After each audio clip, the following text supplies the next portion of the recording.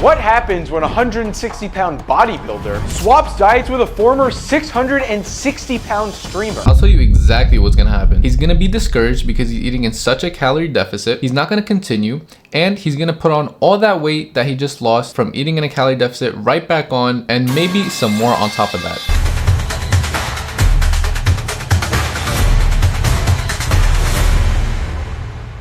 In today's video, we have Casey Kelly and Ethan, and I made a video on Ethan in the past. I'm glad to see that he lost a bunch of weight. He went from around 660 pounds all the way down to 440, which is around 200 pounds of weight lost. So he's clearly doing something right, and I want to see what he's doing in this video. It's possible that he knows the secret sauce to how to lose this weight, and I'm going to let you guys know if he is telling the truth or he took a little something that caused him to lose all this weight. I'll be eating the diet that made him his heaviest, and he'll be eating the diet that got me to my most shredded. Can we survive each other's biggest struggles? I don't think this is gonna do it for me. And who will break first? I don't know if I can eat more. And so right off the bat, we're off to a bad start. Ethan's gonna start eating 1,800 calories while Casey's gonna eat 8,000 calories. Now, it's not much of an issue for Casey because he is consistent. He can just diet back down. He'll get back to his natural weight where he's very ripped right now. But it might be an issue for Ethan. Now, why is that? He's used to eating 8,000 calories. Now, what do you think is gonna happen when he goes from eating so much food all the way down to eating 1,800 calories? That's around 7,000 calories that he's gonna not be consuming, which will make him want to quit faster than ever before. Losing weight is kind of like going to the gym. You want to consistently eat less. It's not a race. I know a lot of you guys are saying, oh, but Bola, if he lost the weight right now, he won't have to deal with all the health implications with being so morbidly obese. I would argue that if he did lose all that weight, say he went from 440 pounds all the way down to 200, do you think he's actually going to stay at 200 pounds? Now, some are going to say yes, some are going to say no, but I know the exact answer, and it's definitely a no. So you want to slowly go down. Like I said, progressive overload. I want you to keep in mind that in this world, you can't just lose the weight and cruise control for the rest of your life at the weight that you want to stay at. It takes effort, and you have to progressively overload. Starting with the most important meal of the day, breakfast. Ethan, are you excited? I don't know what I'm looking at here, man. Well, I'll tell you what you're looking at. You got a nice bodybuilding prep friendly scramble, 250 grams of egg whites, 2 whole eggs, some tomatoes, some green onions, and on top, feeling a little bit fancy, you got some black sesame seeds, my friend. It's only 299 calories and 40 grams of protein. Now, I want you to keep in mind that Ethan is used to eating 2,000 to 3,000 calories for breakfast, and Casey's making him eat around 300, which is 10% of what he's used to eating. Nobody in the right mind thinks he's gonna stick to this, and I know you're saying this is just for a video. Why do you have to be a loser and comment on a challenge video? This is not the case. I'm trying to be educational. You're supposed to want to educate people on the right thing. Why are we pointing in the wrong direction and doing these challenge videos just for clicks and views? Do the right thing, educate the people that want to lose weight, and maybe we'll have a lesser of an obesity problem than ever before. Ladies and gentlemen, we got him. For the first year of losing weight, I ate in a 4-hour eating period. And why were you doing that? I was told that, like, with the fat burning, like, oh, go that long without eating, you burn more calories or whatever, you know? That's what I was buying. I don't know if that's true or not. It's not. That's the whole thing with misinformation. What it comes down to, being in a calorie deficit. Now, Casey got it right with this when he said calories in, calories out. How many guys heard that term before? It's because it's freaking true. Now, stop trying to reinvent the wheel. Listen to what's been working for people for hundreds of years and stop finding an excuse to why you can't lose weight. Now it is on to the pre-workout meal, or for Ethan, it was just lunch, right? Yeah, there wasn't any working out going on. So what are we making here? We're making the ultimate nachos.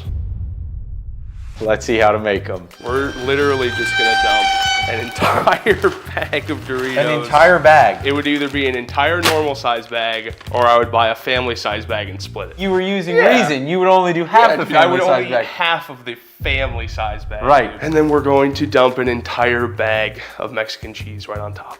Now, it's no surprise that Ethan had to eat thousands upon thousands of calories to get to where he is today, but it's not entirely his fault. He perhaps has increased levels of ghrelin and decreased levels of leptin. Now, ghrelin and leptin are hunger signals. If you have more ghrelin, that's the signal to eat more, and leptin is the signal to eat less. For Ethan, he perhaps has higher levels of ghrelin, which causes him to eat such very high calorie meals without feeling as repelled or disgusted as us people who have normal levels of ghrelin and leptin. Perhaps you're asking me, Bola, what do I do to lose weight if I'm in Ethan's shoes and I can't lose the weight myself? I would first recommend you to be in a calorie deficit by doing lesser and lesser calories per day.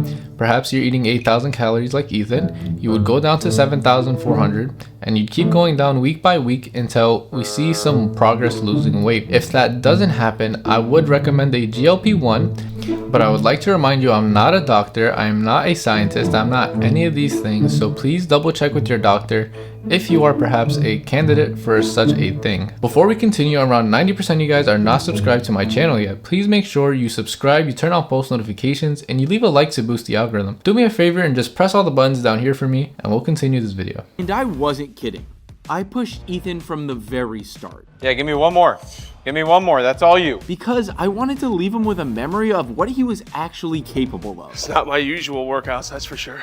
And of course, the true experience of being on a bodybuilding prep. I'm usually big on progressive overload as well as pushing to failure, but for Ethan's case, I think he's gonna burn out way too soon. If he pushes really hard in the gym, he's gonna not want to continue. Just like the food, you want a progressive overload. You can apply this to almost everything. You can't just go in the co-pilot seat and learn how to drive the plane. You can't just do that. You gotta go nice and slow, and eventually you're gonna get the long-term gains of losing all the weight and keeping it off for the rest of your life, which is what we want for Ethan. But as we neared the end of the workout, I wasn't too sure if I had pushed him too hard. But then Ethan said, I feel like this is the level of fatigue I should feel every time I go to the gym. Correct. Yeah. If you ain't pushing yourself like this, you're doing yourself a disservice. You know what I say? The only person you're cheating is yourself. Ain't nobody else care that you in here. Casey is right yet again. Now, if your dream physique is to look like the next David Lade and you're pushing half-ass reps in the gym, do you think you're gonna get there? Absolutely not. And this is not a test that you can cheat on. You can't cheat on yourself. If you don't push hard, you're just not gonna reach your goals. You're gonna get discouraged and you're not gonna be where you want to be. Simple as that. but as we finished our last meal, I realized there was still one thing we had left to do.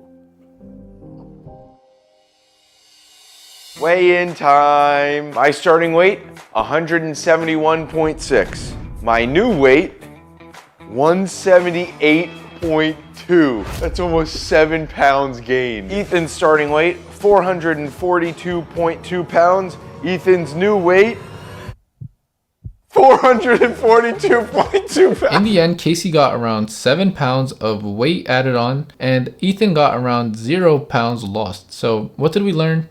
We learned that Casey has to diet back down to get to where he was, and Ethan has to keep doing a great job, just like he did losing that 200 pounds that he did in the past. The key takeaway here is that you're consistent. You're consistent in eating a diet that you actually enjoy and that you're in a calorie deficit.